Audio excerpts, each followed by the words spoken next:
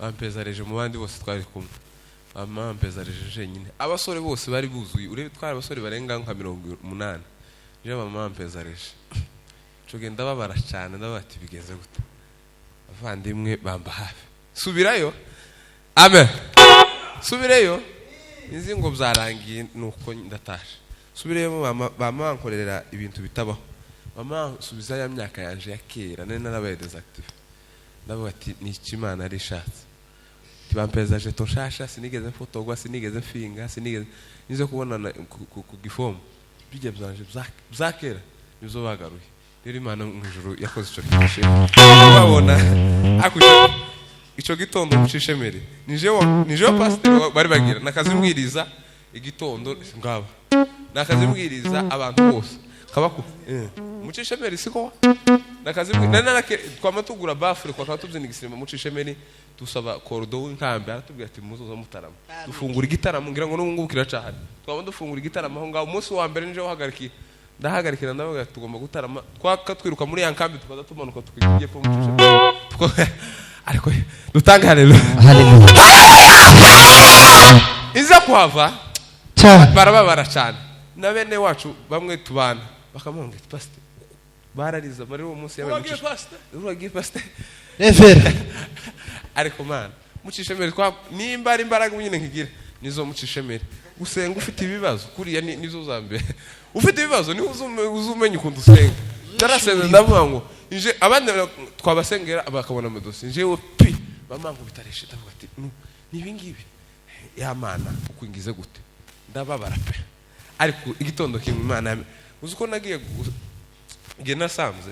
nasanze mu cyumweru kimwe nasanze hari kwa kabiri ku wundi wa kabiri hamasoka amaresulta nije bahamagaye nimero ku wundi wa kabiri ntibikunda konvo ya mbere bampamagaye nimero 4 nukuvuga ngo akazumara nk'amezi nkane bataragutwara kandi nani yawe hari jewe sinamaze ukwezi maze gusubira namaze ibyumweru bitatu bankurayo ndavuga ati Imana ushimwe pastor dusomere aya mashimwe ndatinze somere kuva 12 no ku 13 Imana yankore ibikomeye kabisa n'abandi mwese mwege abamukesho bari hano n'abasaza umuntu wese urubyiruko tubaye ikaze ni iminota mike mu gitaramo niturangiza twumva Imana curanga amaca twumve sasa kandi tucuranga nyine nk'abanyakajembwe bana nk'abanyabujumbu nk'abanyakajembwe abanyarurambo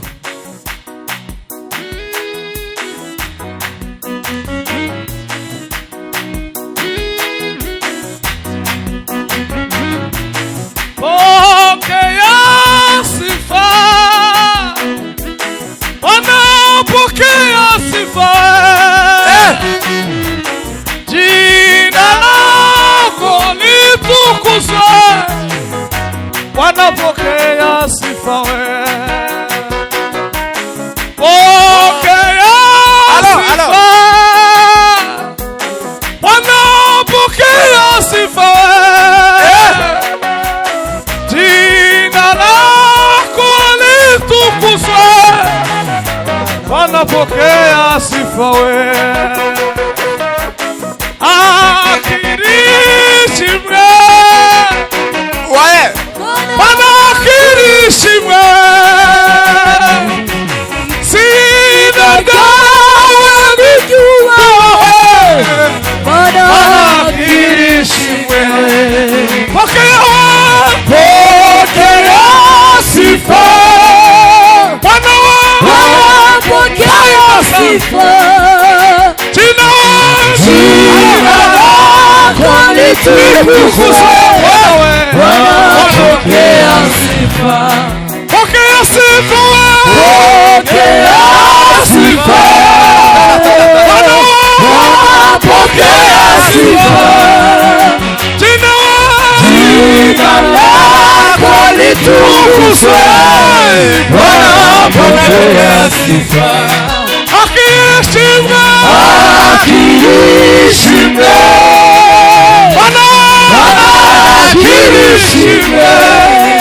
sina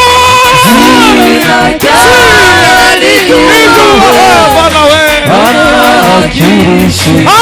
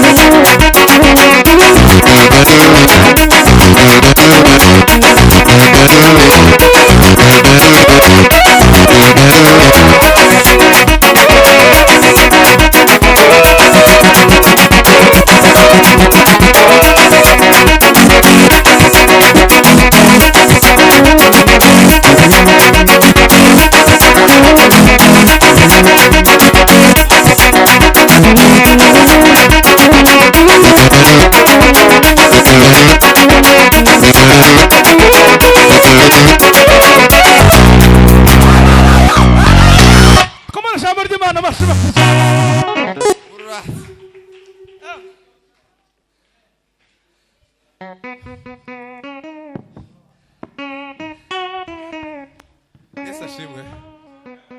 Haleluya. Tubanje gushima Imana. Dushimiye Imana kuba yatwemereye twaza guterana Imana mu jishimo. Buriya nta kiza kiba Imana itakiza.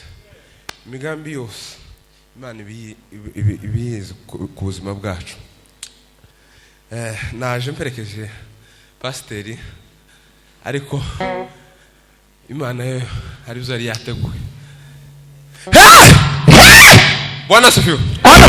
Rero dushimiye Imana kuba iduhaye kano kanya ko kuganira. Dushimiye Imana kandi tunashimiye Imana kubasanga bumeze neza. Imana mu ijuru bahumugisha. Amen. Kuri revera bamuze hari inyuma babyeyi mwese. Imana ikomeje kubarinda. Imana mu ijuru habwe icubahiro. Nabari aba mama hariya inshuti zanje. Ariko kananiya. Imana mu ijuru baheze umugisha rero. Hanyuma tugiye kuganira umwanya mutoya. Nimara turekere revera akomeza.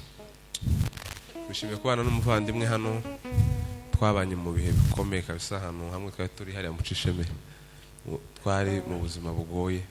Nakwishimiye ku Imana kugire neza na sister hariya. Yigeze kuncumbira umutsima kabisa ngishika guki. Ancumbira umutsima mwiza. Imana mu ijuru gweze umugisha. Rero kubabona ndabyishimiye cyane. Nigeze kuhava babaye cyane. Bampezareje mu bandi bose twari kumwe. Bampezareje nyine. Abasore bose bari buzuye. Urebe twari abasore barenga nka 80. Je bampezareje. Cogenda babara cyane ndabati bigeze gute. Abavandimwe bamba hafi. Subirayo. Amen. Subireyo. Izi ngo byarangiye nuko ndatasha. Subireyo bama nkorera ibintu bitabaho. Mama subiza ya myaka yanje ya kera nene narabaye desactive. Ndavuga ati ni ikimana ari shatse. Tibampezaje toshasha sinigeze fotogwa sinigeze finga sinigeze nizo kubona ku gifomu. Bijya byanje byakera nizo bagaruye. Rero Imana mu ijuru yakoze ico kishe. Babona akusha ico gitondo mu Cishemere. Nije pastor bari bagira nakazimbwiriza igitondo ngaba. Nakazimbwiriza abantu bose. Kabako mu Cishemere siko nakazimbwira twamatugura bafure kwa katubye nigisirima mu Cishemere tusaba cordo w'inkambi aratubwira ati muzoza mutarama. Dufungura igitaramo ngira ngo n'ubungu kiracahari. Twaba dufungura igitaramo aho ngaho umunsi wa mbere nje wahagariki ndahagarikira ndavuga tugomba gutarama twakatwiruka muri ya nkambi tukaza tumanuka tukigiye po mu Cishemere. Ariko dutanga haleluya. Iza kuhava barababara cyane. Na bene wacu bamwe tubana bakamwonga pastor barariza muri uwo munsi yabaye urugiye pastor revera. Ariko man mu Cishemere kwa nimba ari imbaraga nyine nkigira nizo mu Cishemere gusenga ufite ibibazo kuriya nizo zambe ufite ibibazo ni uzumenya ukuntu usenga. Ndarasenga ndavuga ngo nje abandi twabasengera abakabona amadosi njewe pi bamangu bitareshe ndavuga ati nibingibi ya Mana ukwingize gute ndababara pe. Ariko igitondo kimwe Imana uzuko nagiye nasanze mu cumweru kimwe nasanze nko hari kwa kabiri ku wundi wa kabiri hamasoka amaresulta nije bahamagaye nimero ku wundi wa kabiri ntibikunda konvo ya mbere bampamagaye nimero 4 nukuvuga ngo akazumara nk'amezi nkane bataragutwara kandi nani yawe hari jewe sinamaze ukwezi maze gusubira namaze ibyumweru bitatu bankurayo ndavuga ati Imana ushimwe. Pastor dusomere aya mashimwe ndatinda somere kuva 12 no ku 13. Imana yankore ibikomeye kabisa. Bari mfite paruwase mu Cishemere kabisa. Komeye. 10 Imana yagukuye akomeye. 12 umurongo w'13. 12:13. Kubera no biri afite twiso dutoya n'igitanga. Bagutize bijyanye. Ayo maraso azababere ikimenyetso. Ayo maraso azababere ikimenyetso. Kumaza umurimo. Naje ubwo nzabona ayo maraso. Nzobona ayo maraso. Zabanyuraho. Nta cyago kizababaho. Nta kintu kizobabaho. Ngo kibarimbure. Ubwo nzatera igihugu cya Egiputa. Aho. Kandi uwo munsi uzababere urwibutso. Muzawizihirize. Ube umunsi mukuru uwiteka. Mu bihe byanyu byose muzaje muwizihiza. Riba itegeko ry'uwiteka ryose. Amen. Subiramo. ayo maraso azababereye ikimenyetso, ayo maraso azababera ikimenyetso ku mazu murimwo. aho naje ubwo uzobona ayo maraso, naje ubwo nzobona ayo maraso zabanyuraho, zobacaho, nta cyago kizababaho, nta kintu na kimwe ngo kibarimbure ubwo uzatera igihugu cya Egiputa. aho kandi uwo munsi uzababere urwibutso, uwo munsi muzawizihize, ube umunsi mukuru w'iteka. mu bihe byanyu byose muzaja muwizihiza, niyo itegeko ry'Uwiteka ryose. amen. nubwo amagambo yanje ataba menshi, shimwa Mana kuko n'amahoro, mutima wanje himbaza iyo Mana, unezerewe kuko n'amahoro. nubwo amagambo yanje ataba menshi, shimwa Mana kuko n'amahoro, mutima wanje himbaza iyo Mana, unezerwe kuko n'amahoro. tugiye kuganira ijambo rivuga ngo hari ico ugomba kwica kugira ngo ubeho. hari ico ugomba kwica kugira ngo ubeho. hari ico ugomba kwica kugira ngo ubeho. dusubiremo. hari ico ugomba kwica kugira ngo ubeho. amen. Amen.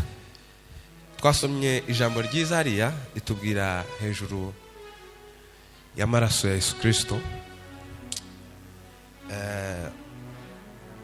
amen. ubwoko bwa Isiraheli bwari buri muri Egiputa bubabaye cyane.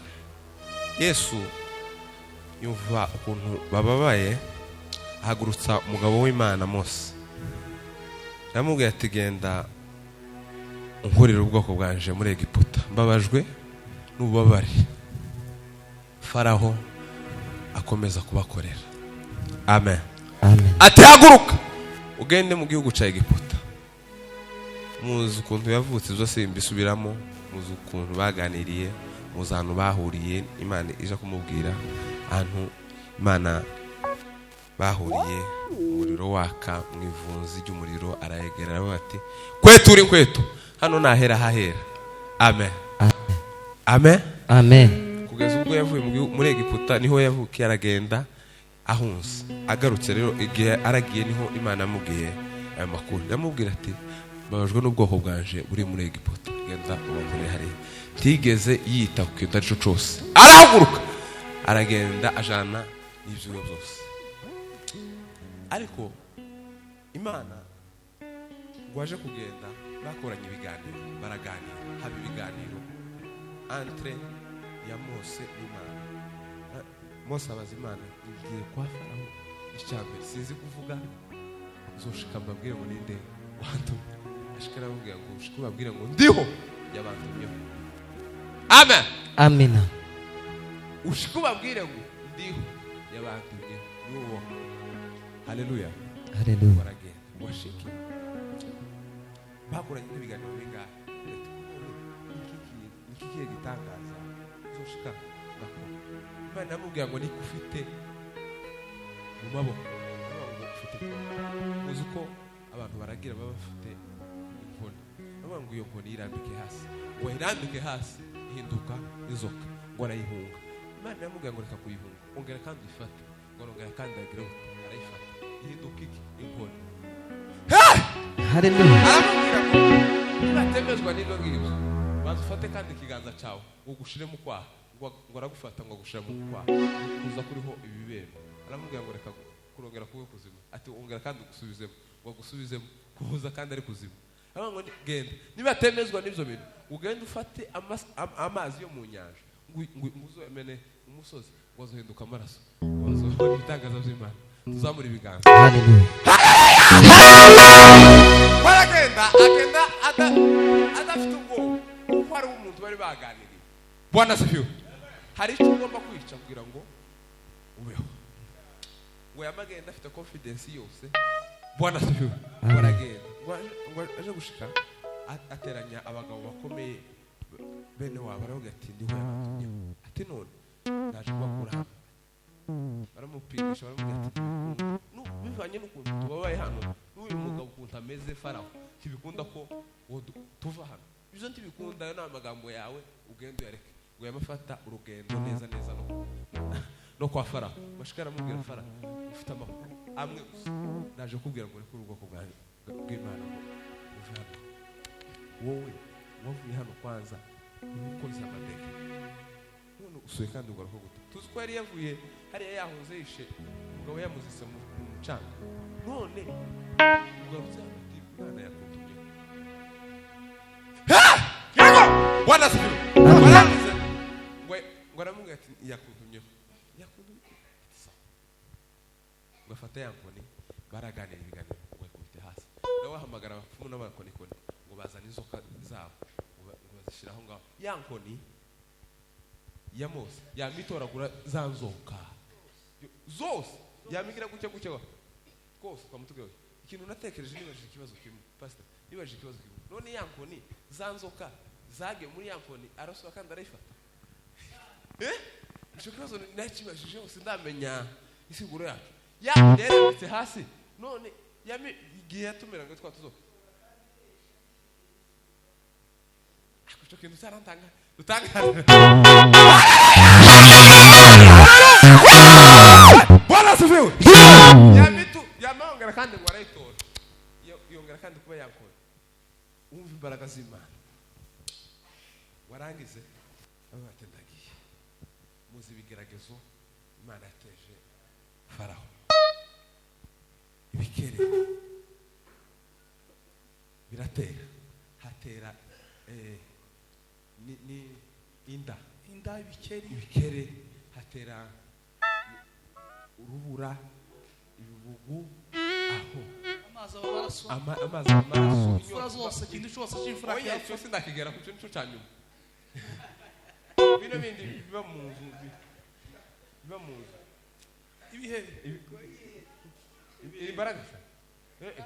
imbaragasa bino bindi ibyo waruvuze ibihere. Hari umunsi harandu twabaye mu Cishemeri hari haba ibiheri bimwe biteye ubwoba. Jewe nakazi ndaranishaye ngaba kabura amahoro. Bwana sifiwe. N'abantu baragiye muzinda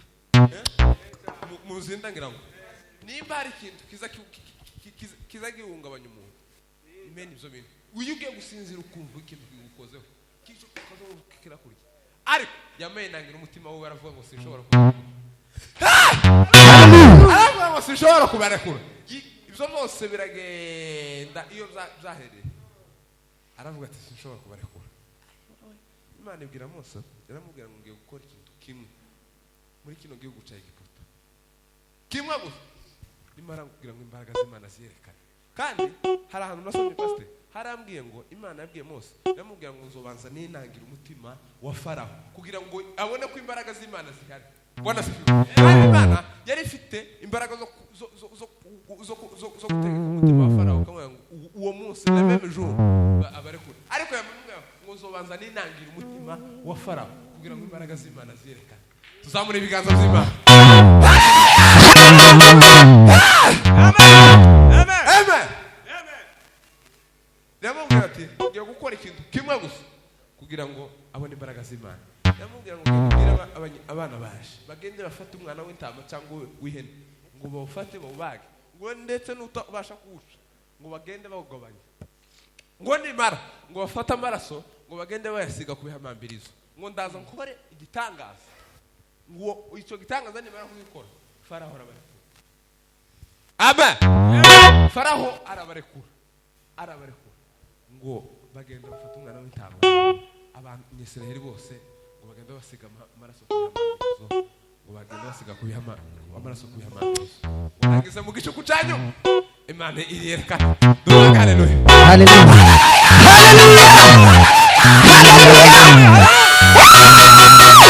Basiga amaraso ku bihamambirizo hari icyo ugomba kwica kugira ngo ubashe kurokoka. manishim Bwana sifiwe. Ndiyo. Hari icyo ugomba kwica Cyane. ngo bagenda bikora gutyo ngo mu gicuku cya nyuma ngo Imana irerekana ikintu cyose cy'ifu kirapfa ngo waba ufite ihene ariyo nkuru ikintu cyose cy'ifu ngo kugeza ku ifura y'umwana wa Farawo ngo arapfa aravuga ngo Imana irahari gendo igitondo kare yamazuka abwira ngo Mose ari he ati genda ubabwire mumvire ngo mugende Cyane. amaze ngo barahambi ngo baragenda ngo shike ako Imana igira imirimo ikomeye. Bwana sifiwe. Haleluya, haleluya. Babanje kwica hari icyo bishe kugira ngo babashe kurokoka. Bwana sifiwe. Haleluya. Barahambira ngo baragenda washitse mu butayu ngo barebe imbere yabo babona hariho inyanja, barebe impande n'impande babona imisozi, barebe inyuma yabo babona ingabo z'abakuriye bitotombera Mose watuzanye dushirire muri buno butayu. Amen. Haleluya, haleluya. Watuzanye dushirire muri buno butayu. Bwana sifiwe. Haleluya. Watuzanye batangira kuvuga warangize Mose yibuka icyo bavuganye n'Imana. Warangize ngo arazamuka umusozi ngo shika ngo apfukama arasenga Imana ubwoko bwanje bushire hano Imana mubwira wibagiwe icyo twavuganye niko ufite mu ntoki namubwira ngo genda urambwira inkoni ati genda urambwira hejuru y'inyanja inyanja icikamo nubwo hari icyo ugomba kwica kugira ngo ubashe kurokoka Abanyisiraheli hari icyo bishe kugira ngo ubashe kurokoka. Bwana sifiwe. Haleluya. Cyane. Ugomba kucisha Cyane. Ugomba kucisha kirahari. Amen. Hari icyo ugomba kwica kugira ngo ubashe kurokoka. Kintu cyambe ugomba kwica. Amen. Haleluya. Ugomba kwica mu mutima wawe ukavuga ngo ubanza kwica icyaha kiri mu Cyane. hano ndababwira ngo jewe nigeze kunywa inzoga nyinshi cyane sinabibabwira Turabizi. nigeze kunywa inzoga nyinshi cyane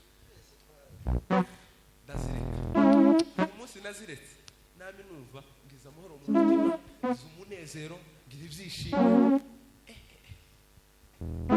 Amen. Haleluya, haleluya. Umunsi naretse icyo kintu kubera ko ari cyo nishe kugira ngo mbashe kubaho ubu nyine mfite amahoro nzagenda n'umunezero nkagenda n'ibyishimo nkagenda n'amahoro mu mutima wanje nta kintu kinyagiriza mu mutima wanje kandi ariko iyo ufite icyaha mu mutima wawe uzugenda nta mahoro ufite mu mutima ukagenda nta Haleluya. Haleluya, haleluya. Ufite kintu kizakwereka umuntu udafite amahoro mu mutima pastor uzugenda kaho baba kwirukana ukamugenda ukazumva abantu bose ko barakubona ukazugenda baba kubona naho ubu nyine batipe basiga mwe musiga mufroda abantu bamwe gutya hari uweje ubundi mperutse gufata mu kabari naje arabona rifashe hafuke gato hari umunsi nigeze gufata umugabo umwe yafashe primus ikonje noneho afata ishashe urabona se ishashe zo muri Kongo zirabura arayifata ishiramo inda turukariya kazi mbona hano kwishashe ino yirabura ngo primus muze wangoye ikindi kikirimo gira ucya ngumbabarire nyine ngo wonyizo. Haleluya. Haleluya. Fata ariko umunsi umugabo nari mwize ndavuga ati na uzuba ngo jyabe gisha ngo none gavuge ngo tukavuge ngo mbabarire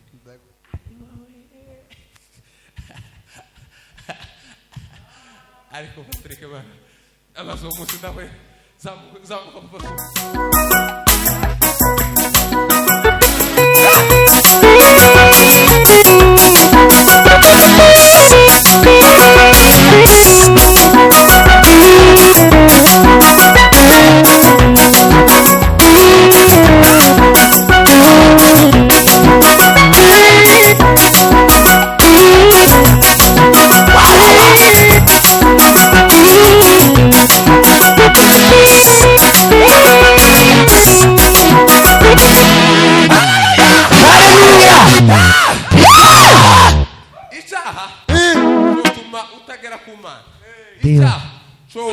utagira ubusabane hagati yawe n'Imana ariko iyo ukwiranutse mu mutima wawe haba hariho igikuta kiba cyugurutse kugira ngo ubashe kuganira n'Imana.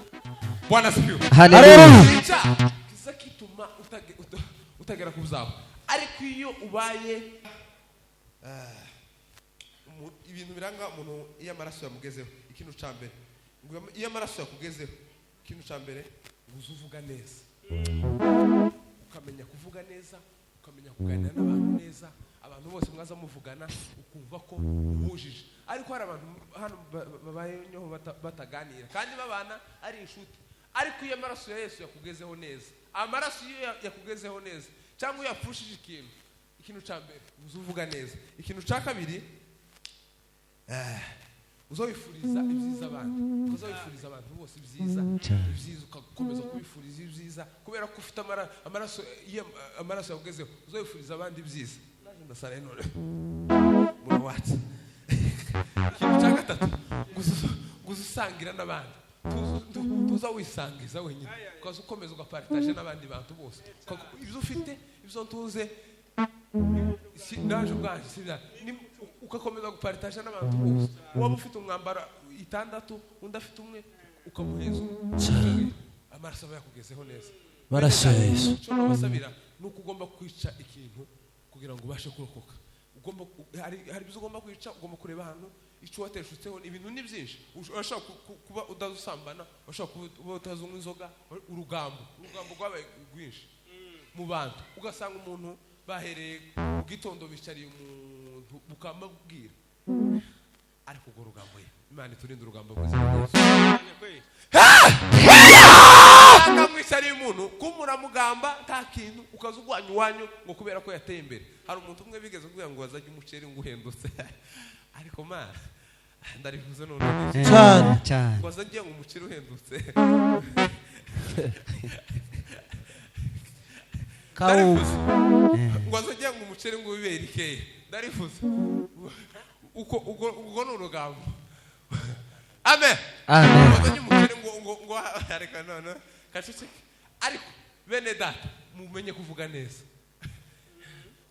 neza hari icyo ugomba kwica hari icyo ukamuhicira umuntu ngo kubera ko yateye imbere ukamukomeza gusa ukavuga kandi ntazarekeraga aho ngaho noneho akamayinjira n'abandi akazagenda mwicishamo abandi ngo uriya muntu ngo uzi gutya ngo azaje mu kuzimu ngo azagira gute kubera ko yateye imbere akamavuguruga ariko Patrick Imana yaje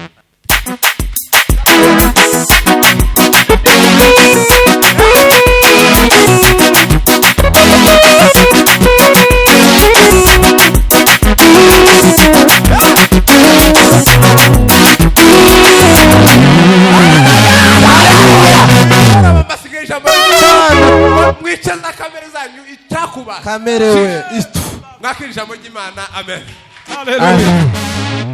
Bwana sifiwe Haleluya. ariko umukozi w'Imana Patrick zamana zo kugabira akantu nyine gatubutse wovuga amakuru ya Mose Mose Imana yari yizeye akayitenguha